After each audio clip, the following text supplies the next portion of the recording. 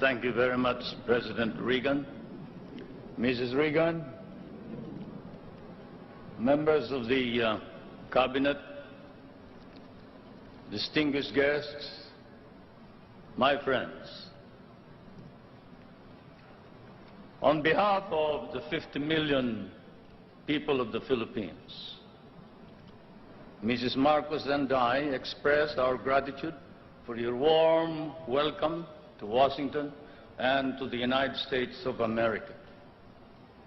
This great and beautiful city, that is one of the few cities that was built as a capital for a great nation,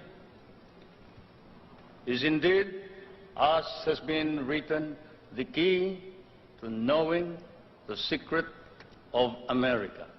And this house of the American people, an American frontier that never vanishes. Your beautiful city with its grand memorials, its monuments, its walks, is indeed a city that memorializes the great achievements of your people for the past 2 centuries. But more than that, it keeps offering to the enterprising and the talented, the courageous and the strong, the rewards of effort and of initiative. At the same time, as I stand here on American soil, I realize that I stand on what may be the center of the government of the United States of America, here where, as I have often stated, the future is being born. The future is being born depending upon the man who is in the White House. And the man who is in the White House today certainly is creating a new future for our world.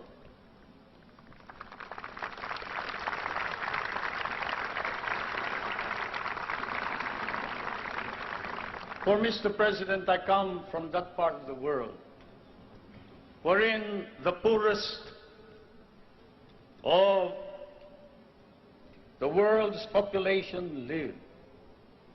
I come from that part of the world that cherishes an image of America with its ideals, its dreams, its illusions. I come from the Philippines, a part of Asia which has been molded along the principles of American democracy.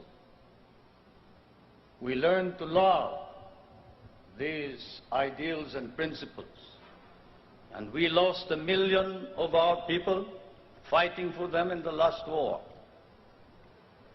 We have always stood by these ideals. We shall continue to do so, whatever may be the cost, at the risk of our fortunes, our lives, but more important of all, our honor. We stand for the ideals of democracy that is our legacy from the United States of America.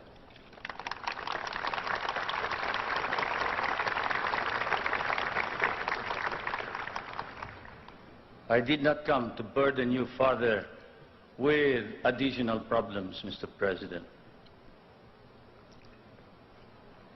For I know that, as I have said in many a speech before my own people and before the world,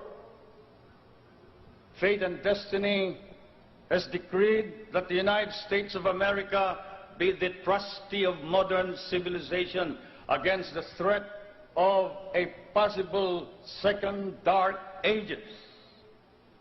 And America cannot fail.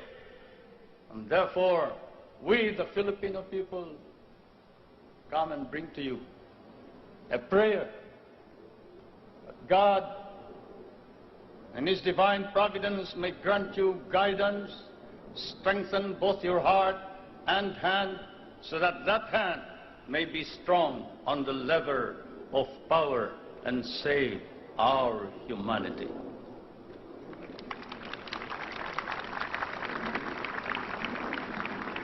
If America fails, then the world is lost. And thus, Mr. President, I can assure you that throughout all of Asia, there is nothing but a reservoir of goodwill for you, the American people, and the United States of America. Once again, may I say thank you for your warm welcome and your hospitality, which I know we will never be able to reciprocate. Thank you.